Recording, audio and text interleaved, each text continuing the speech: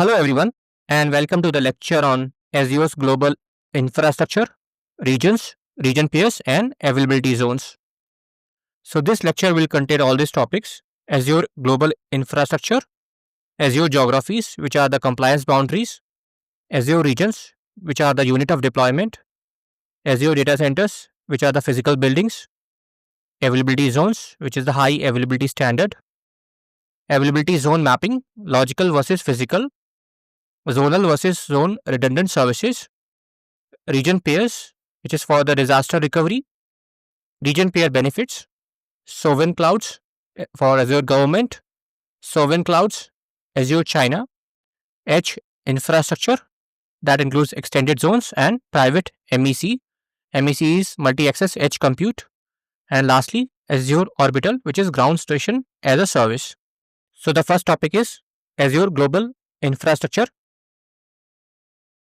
Microsoft Azure runs on nearly 400 data centers spread across the globe, forming the physical backbone of the cloud.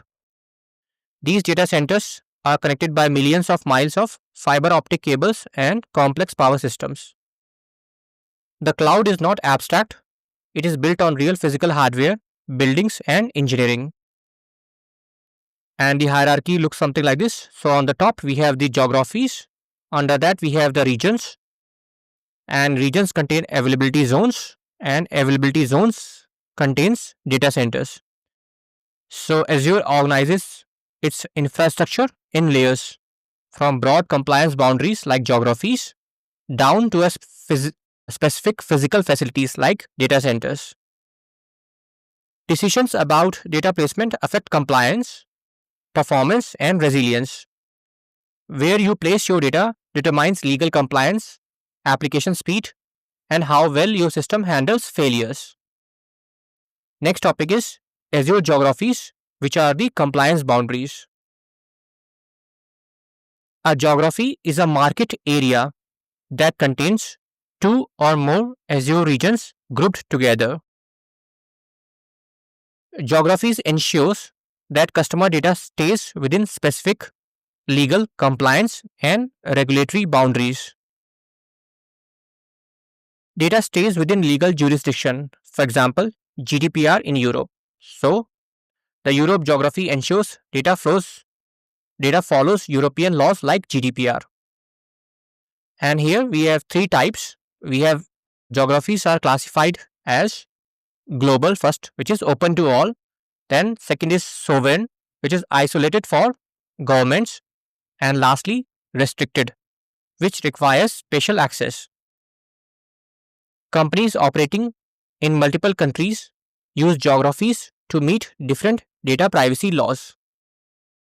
Third topic is Azure regions, which are the unit of deployment.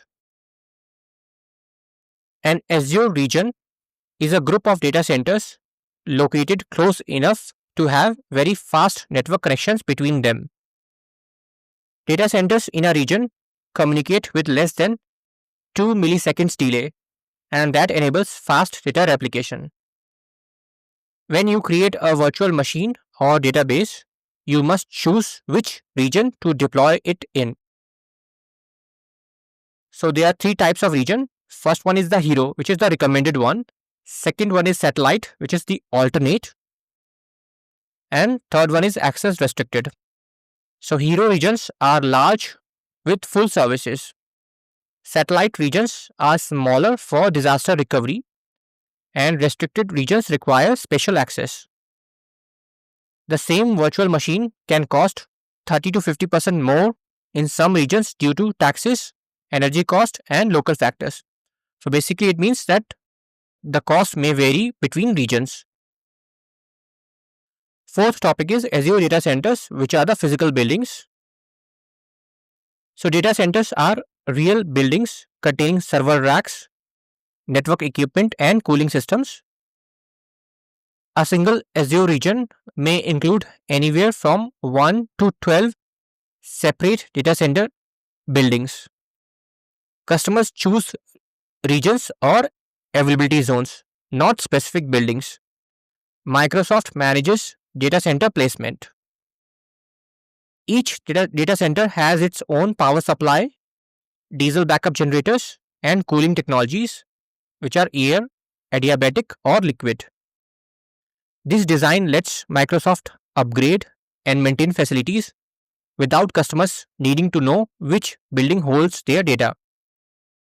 Fifth topic is availability zones, which are a high availability standard.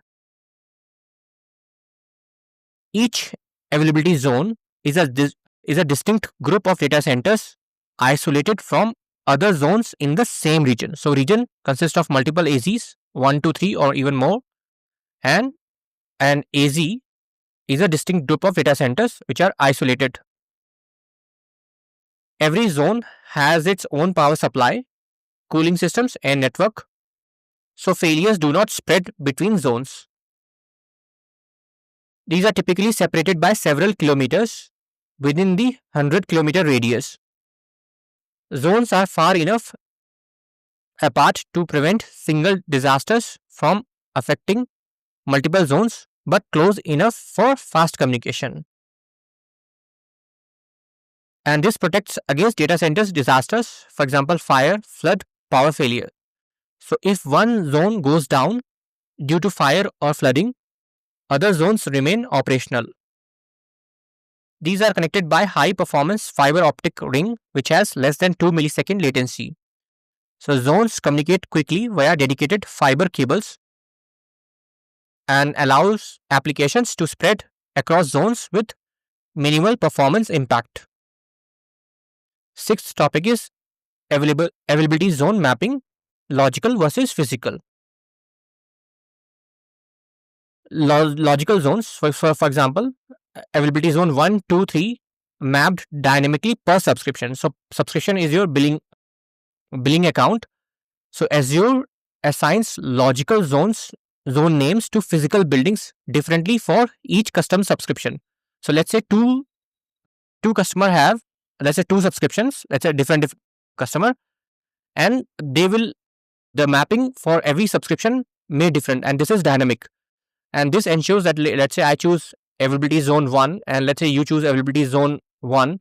So, that is a logical mapping. So, but in subscription that may map to different physical location. So, it will not guarantee that if I choose AZ1 and you choose also AZ1, it will not go to the same building. This is done to prevent hotspots. So, for subscription A, for example, subscription A zone 1, subscription B zone 1. So, zone 1 in one subscription might be different physical building than zone 1 in another subscription. And this prevents physical resource hotspots. So, this randomization stops everyone from choosing zone 1 and overloading one building. So, this is natural habit that most people will tend to go for zone 1, right? First zone we will choose, but at the back end, because it's dynamically changed, it will go to different buildings. And workload spreads evenly across all physical facilities. Cannot hardcode specific buildings across subscriptions. So, 2 companies cannot guarantee they are in the same physical building just by selecting the same zone number. 7th topic is zonal versus zone redundant services. So, zonal resources, and they are pinned to a specific zone. For example, virtual machines manage disks. Some resources are placed in a single zone that you choose during deployment. Customer responsible for resiliency in zonal deployments. So, if that zone fails, your zonal virtual machine goes down. So, you must deploy in multiple zones yourself for protection. Next, we have zone redundant resources. This automatically replicated across zones. Other services automatically spread your data across multiple zones without you choosing. Examples: zone redundant storage, the ZRS storage, SQL business critical, load balancer standard. So, ZRS, premium SQL databases, and standard load balancers handle zone spreading automatically.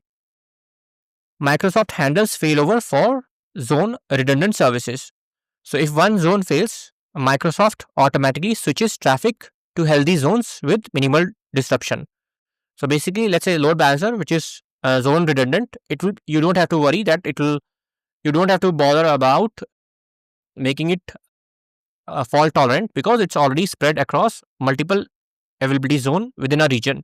But let's say when you are doing design or architecture of virtual machines, then you have to be mindful and make sure that you spread your load across one, at least two or more availability zone if you want fault tolerance. Eighth topic is region pairs, which is for disaster recovery. So two regions within the same geography connected for cross-region replication. So this is a region pair and it links two regions together for disaster recovery. Paired regions are at least 300 miles or 482 kilometers apart. So a major disaster cannot affect both regions at once. And this handles regional disasters, for example, earthquakes, hurricanes, or any outages. So if an entire region fails due to a natural disaster, the paired region can take over. So there are some common pairs include East US with West US and North Europe, which is Ireland, with West Europe in Netherlands. Data residency maintained within geography. So this region pair will fall under same geography. For example, Europe is one geography, right? Except there is an exception for Brazil South, which Brazil South region pair stays within the same geography to keep data under the same legal rules. And Brazil South, the region pair is US.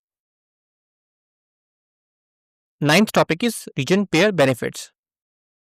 So first one is sequential updates. So one region is updated first, then the pair. Microsoft updates one region in a pair first, waits to confirm if it's stable, then updates the other. And this prevents bad updates from affecting both regions. So this stops a faulty update from breaking both sides of your disaster recovery setup at the same time. Prioritize recovery. So Microsoft restores one region per pair first. During a global outage, Microsoft focuses on bringing back at least one region in every pair. GRS storage replicates automatically to paired region. So geo-redundant storage copies your data to the paired region without extra configuration. And you cannot change GRS target region, which is fixed pairing. So if you create geo-redundant storage in East US, it replicates to West US, which is a pair, and you cannot choose a different target. 10th topic is sovereign clouds. For first one is Azure government. So physically and logically isolated from commercial Azure. Azure government runs completely separate from regular Azure with its own infrastructure, separate network and identity system. So government cloud uses different identity management than commercial Azure, and this is specifically for US. And this is US Gov regions. So it has FedRAMP. There are some regulations and compliance standard like FedRAMP High and DoD IL5, which is for Arizona, Texas, Virginia. These regions meet high federal security standards for controlled unclassified information. Then we have US DoD regions, IL5 by default, Central and East. So Department of Defense regions have stricter isolation and are reserved for military use. Azure Government Secret, IL6 for classified data, which is air-gapped. Secret regions handle classified information up to a secret level, disconnected from public internet. 11th topic is sovereign clouds, and this is Azure China.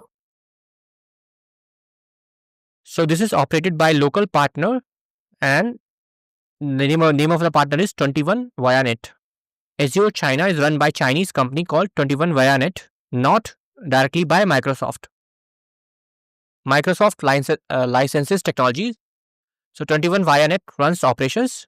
Microsoft provides the technology, but 21 ViaNet operates the data centers and handles the customer relationships. Completely separate account and identity system. Azure China accounts are separate from global Azure. There is no connection to global identity services. And they have different API endpoints. So we have azure.cn versus azure.com. Developers must use different web addresses when connecting to Azure China services. This enables compliance with China's data localization laws. This setup allows global companies to operate in China while keeping data within the country as required by law. 12th topic is edge infrastructure, extended zones and private multi-edge compute. Extended zones are small Azure deployments placed in a specific metro cities for low latency or data residency needs. These zones offer very fast response times under 10 milliseconds for local users. These are connected to parent region, for example, LA connected to West US. An extended zone in Los Angeles connects to West US region but sits physically closer to users. Private multi-access edge compute places Azure hardware directly at customer's site. So this is another feature. And it integrates with private 5G or LTE networks for ultra low latency.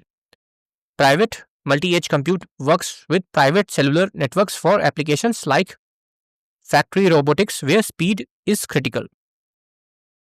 13th topic is Azure Orbital, ground station as a service. Azure Orbital lets satellite operators send data from space directly into Azure data centers.